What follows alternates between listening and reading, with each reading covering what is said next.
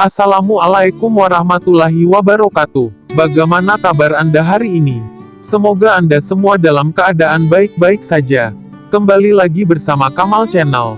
Channel yang berisi tentang informasi-informasi penting yang tentunya perlu Anda ketahui bersama. Pada kesempatan ini kita akan membahas tentang tanda akhir zaman adanya perang saudara. Apakah konflik Rusia-Ukraina yang dimaksud? Ini penjelasan Syekh Imran.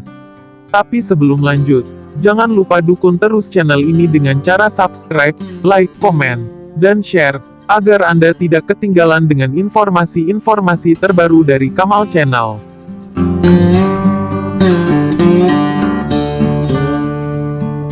Tanda akhir zaman adanya perang saudara. Apakah konflik Rusia-Ukraina yang dimaksud ada dalam nubuat Rasulullah?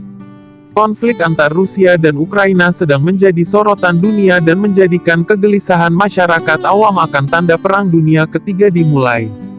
Kejadian konflik ini menjadi perbincangan antar masyarakat, media, baik media elektronik maupun media sosial di seluruh dunia.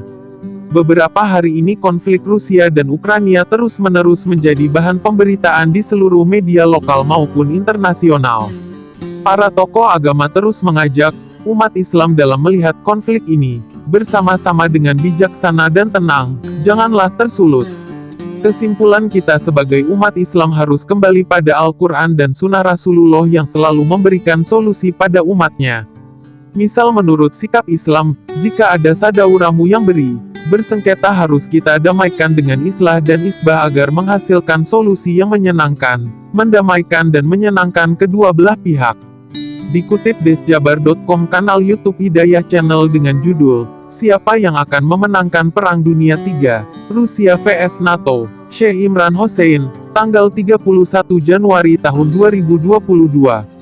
Begitu pula sikap Islam harus melihat nubuat Rasulullah dalam menghadapi setiap konflik apapun sebagai tanda akhir zaman, ujar Syekh Imran Hossein. Konflik Rusia-Ukraina banyak diyakini menjadi penanda akhir zaman dan dimulainya Perang Dunia Ketiga yang sudah diramalkan. Bahkan Al-Quran sejak 1400 tahun lalu sudah meramalkan akan terjadi Perang Dunia Ketiga dan saat ini sudah dimulai dengan terjadinya konflik Rusia-Ukraina. Lalu siapakah pemenang perang dalam konflik Rusia-Ukraina jika ini benar Perang Dunia Ketiga yang dijelaskan Al-Quran? Syekh Imran Hossein, seorang cendekiawan Islam, pengarang buku, filsuf dan pemerhati politik modern, menjelaskan siapa pemenang Perang Dunia Ketiga dalam konflik Rusia-Ukraina. Kata Syekh Imran Hossein, Al-Quran mengatakan bahwa aku akan mengangkat mereka yang mengikutimu, Al-Masih. Mengangkat mereka tinggi dan dominan atas kelompok lain yang menolaknya dan menghujatnya. Pemenang konflik Rusia-Ukraina menurut Syekh Imran Hossein adalah sebagai berikut. Dan ketika aku mengangkat pengikut Nabi Isa kepada posisi yang dominan itu, mereka akan tetap di sana sampai hari kiamat. Dan sekarang Al-Quran membantu Anda yang ada di Rusia untuk memahami apa yang terjadi 20 tahun terakhir ini setelah runtuhnya Uni Soviet, kata Syekh Imran Hossein. Dijelaskan Syekh Imran Hossein, Al-Quran 1400 tahun lalu sudah menjelaskan siapa yang akan menjadi pemenang Perang Dunia Ketiga. Setelah kekacauan terjadi di Uni Soviet lalu, maka terjadi keajaiban kebangkitan Kristen Ortodoks di Rusia. Bahkan Rusia berhasil menguasai teknologi rudal yang mendominasi dunia militer saat ini. Inilah yang dikatakan Allah dalam Al-Quran 1400 tahun yang lalu. Dan inilah yang sekarang terjadi, kata Syekh Imran Hossein. Dalam konflik Rusia-Ukraina sekarang ini, Syekh Imran Hossein menyebutkan bahwa Rusia akan berhasil mengalahkan Ukraina yang didukung NATO. Bahkan setelah konflik Rusia-Ukraina selesai, maka Rusia akan menjadi kekuatan dominan di dunia. Kata Syekh Imran Hossein, Al-Quran berbicara mengenai pandangannya tentang dunia Kristen Ortodoks. Dan itu ada dalam seluruh surat dalam Al-Quran yang disebut surat Ar-Rum. Terjadi ketika Kekaisaran Romawi Pagan meninggalkan Rum dan pergi ke Konstantinopel.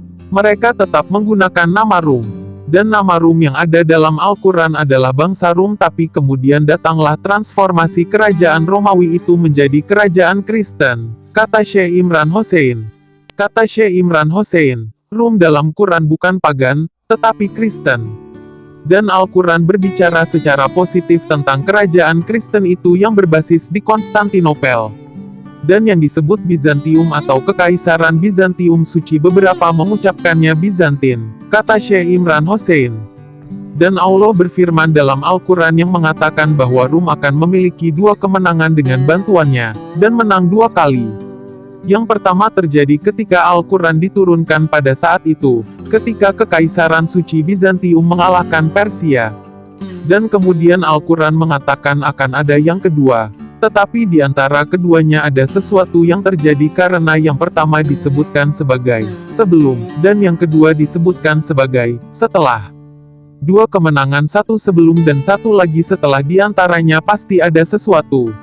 Apa itu? Itu adalah perpecahan besar pada 1054 ketika Barat berpisah dari Rusia. Dan mereka pergi dengan cara mereka, dan mereka berkata kita tidak peduli lagi dengan hukum. Jadi mereka melanggar hari Sabat dan Allah mengutuk Barat, tapi bukan kalian, ujar Syekh Imran Hossein.